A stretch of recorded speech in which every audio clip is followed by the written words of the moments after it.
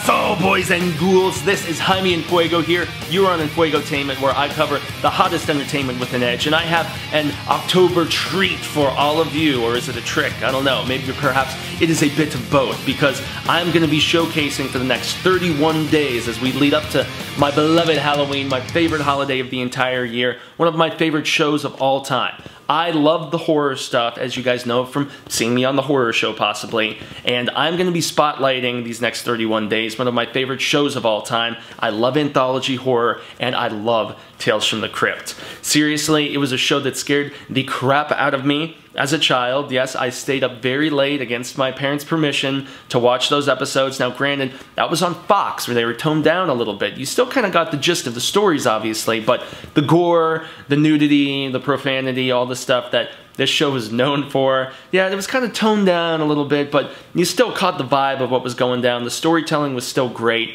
And I'm basically going to go through all 93 episodes in these next 31 days. So if you do the math, that's 3 episodes per day, right?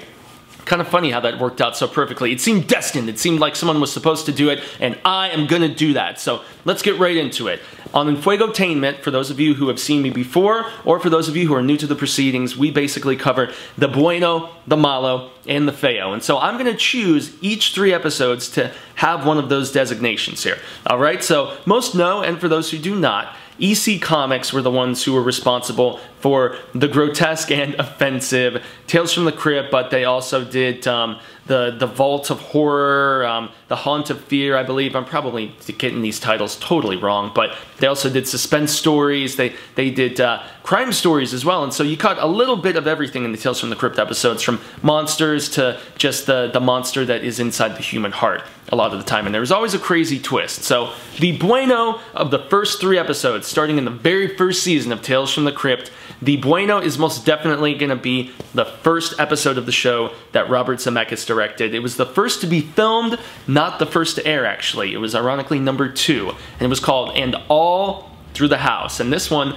he actually tossed his wife in. She's basically a cheating wife, gets ready to kill her second husband, and at that very time when that happens, crazy guy from the insane asylum decides to escape, and he is terrorizing a small town dressed as Santa Claus. Yes, this is a holiday-themed episode, and it was actually originally adapted in 1972 with Joan Collins as the aforementioned cheating wife, and, you know, that one was good, you know, but being 72 and, you know, it was also British anthology, I'm not sure if that really had anything to do with it, but it was kind of subpar compared to this adaptation. This one was scripted by Fred Decker, who also did Monster Squad and Night of the Creeps, so he's got some good stuff under his belt, and this is the scariest of all 3 of these. You know, there's genuine, like, there's good gore, there's real terror, especially when you hit my favorite line in the entire episode, where the daughter is like, "See, Mommy, I told you Santa was real, and he didn't even have to come in through the chimney. I totally let him in." So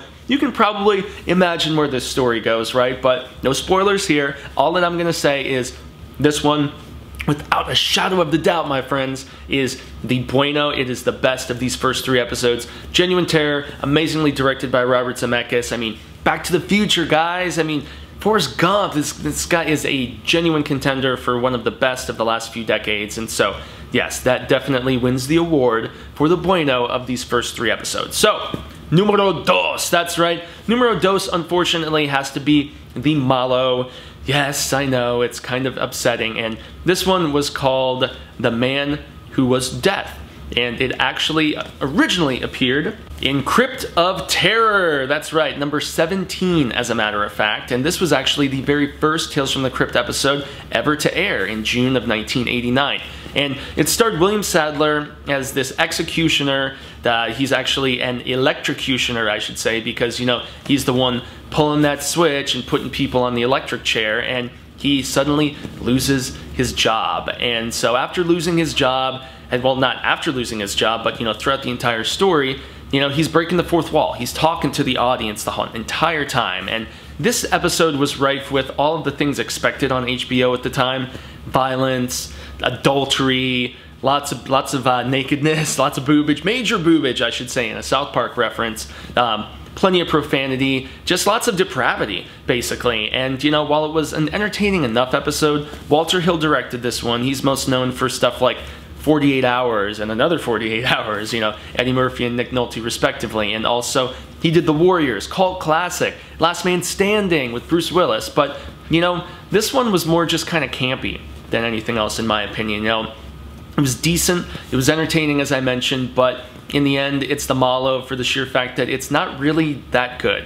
A lot of the Tales from the Crypt are of varying quality, and sometimes the humor hits well, sometimes it's just okay, sometimes it's really MALO. This one's not terribly MALO. I recommend watching it, but yeah, as far as this original trio, guys, it's not the recommended of the three.